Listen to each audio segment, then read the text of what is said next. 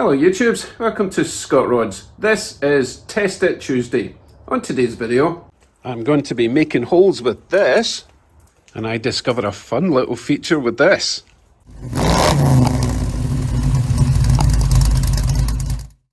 This is an air-powered pneumatic hole punch and flange tool. I used one of these recently, borrowed it from Alan at Hooks Hot Rods to do my rocker panel work. Basically punch holes and then spot weld all the way along, and it worked great. I loved it so much I wanted my own. So when I gave that back to Alan, I immediately put one of these on my Amazon wish list, and lo and behold, one of my favourite subscribers, Bill at Solar Garage, link up there, sent me one. He sent me that little work lamp as well, that's got a very cool, if potentially criminal, feature on it. I'll show you that later. So this is the 605 PT pistol grit punch flange tool with 5.5mm punch by Onyx by Astra. Bit of a mouthful. Currently on Amazon for about 100 Canadian dollars or 70 American dollars. Inside, obviously, we have the tool itself and nothing except some instructions and some advertising and warranty stuff. Now, you will notice that there is no connection in the end of this. But that's because everyone's got a different air system with different connections. I'm using this style, so I'll need to get some tape around there, screw that in there, and we'll be good to go. Other than, it does say oil, so we need to remove this little Allen nut bolt, squirt some oil in there, and we'll be good to go. Now, you'll notice that there is the hole punch on this side, flange tool on the other side. So it's great for doing the hole punch that way, but what happens if you want to do the flange that way? Well, you just rotate it round. It is pretty tight, but it's got to be tight because obviously it's air sealed. So you can rotate that around 180 degrees and you've got your flange tool. On the subject of this, here's a safety warning. We all know power tools can be dangerous, but I would say that air tools are more dangerous than power tools, as in powered tools. For example, you know this is an angle grinder. It's very loud, noisy. All the power has been transferred into a motor in here. You know this already, okay? So you're fully aware, audibly, of how dangerous this is. However, this is powered by that compressor over there, which means it's kind of like a silent killer. Getting back to the flange tool aspect, do you see this little thing? It's pretty quiet when I pull that trigger. If you get your finger anywhere near that, you're losing a bit of your finger. Don't do that. So be mindful, air tools are possibly more dangerous than powered tools. Okay, back to what on earth I'm going to use this for. Let's imagine we want to weld this little metal strip onto a part of your car like we did with the rocker panels in the truck. We don't want to seam weld it because it can distort the whole panel. We just want to spot weld, which means lots of little holes need punched or drilled out so that you can spot weld it on. Now, you could just use a drill like this. There's a few problems with using the drill. First one being drill bits are not exactly cheap for good ones. And if you're constantly drilling lots of little holes, it's going to go through your drill bit. Hopefully, a hole punch will last forever.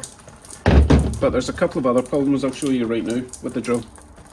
Depending on how thick your steel is, you're going to require a bit of force from the drill, and it's only a downward force, and it's potentially going to bend and distort this whole area. Okay, which could lead to a wonky hole. But the other thing is, and I'll show you once I've drilled this hole,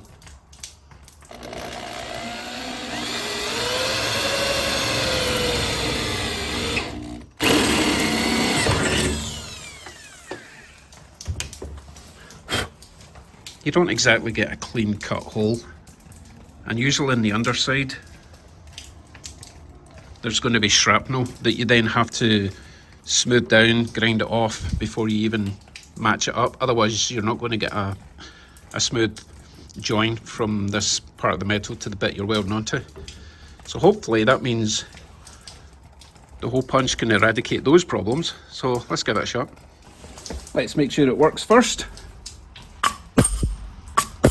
Seems to be doing what it's supposed to be doing. Remember what I said, don't put your finger anywhere near that. Nothing's going to stop that from going through your fingers. Okay, let's give it a shot.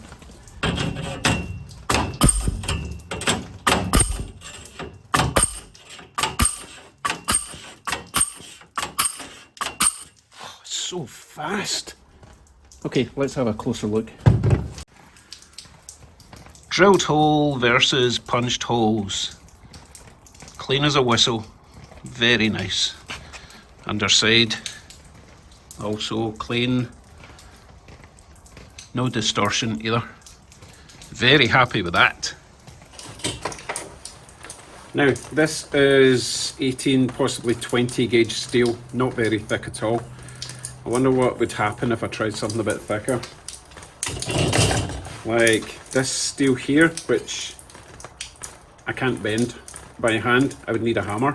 So I'm going to suggest this is maybe 14 gauge steel. We'll give it a shot. I don't think it'll work, and hopefully I won't break my tool trying it. I doubt very much this is going to work, but in the interest of science,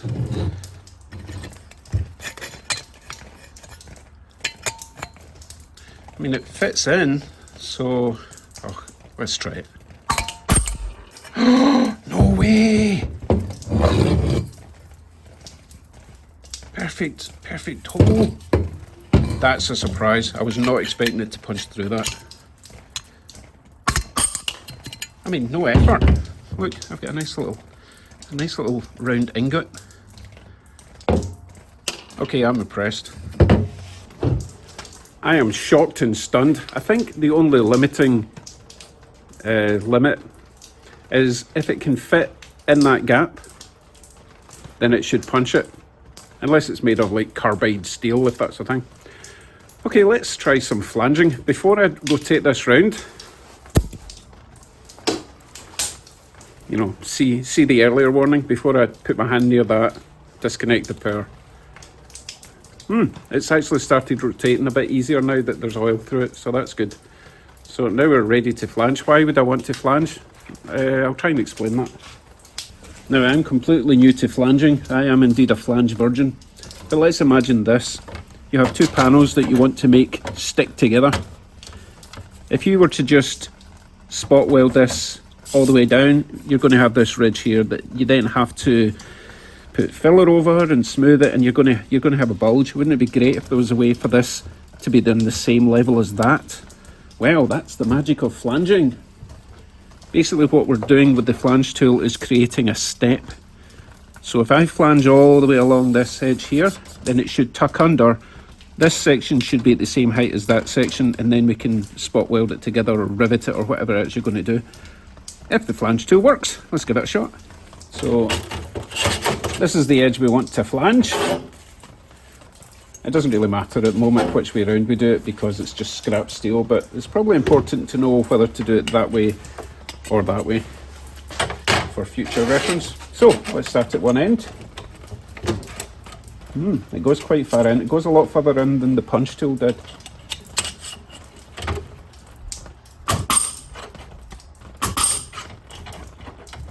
Okay, it seems to be working. Let me go all the way along.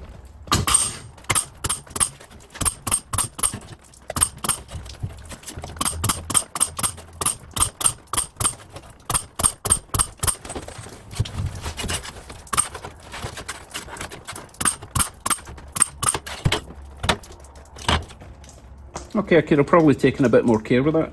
Might be able to go over it again, because I think I was maybe not given enough of an overlap.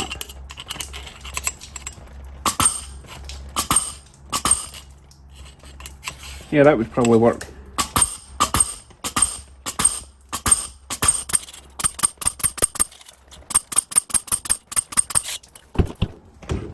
So hopefully you will see the little step I was talking about there.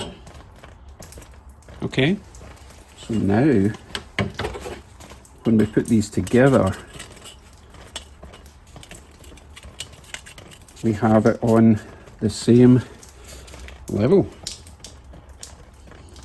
Okay, so all we would really need to do here is spot weld all the way along here, or I suppose you could seam weld, or you could seam weld the back. But that is really nice. Very neat. Happy with that. Not bad for my first flanging. But will it do that thicker steel? worth a shot. I reckon if it fits, it flanges.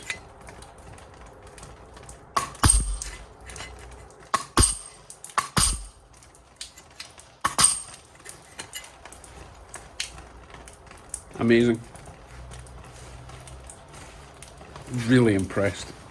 Thank you again, Bill at Solar Garage. I will be using this on my new project. I'll get to that tomorrow on Wanko Wednesday. But yeah, if you could help show your appreciation to Bill for supporting me so much, please go to his channel, like and subscribe. He's currently building a racing ram. He's going to do some crazy stuff to a ram and make it a bit of a sleeper. It'll be supercharged and all sorts of nonsense. So as I say, go and visit his channel. But Bill also sent me something pretty cool. I know this just looks like a little shop light, but it's LED. It's very bright. Okay, there's more to come. At the back, it's got various ways to charge it, and it also acts as a little charger for your phone, that kind of thing. All these LED type, not so much LED, all these modern battery powered tools generally come with a charging port at the back, which is really handy because everyone's got a phone. Okay, here's the fun feature.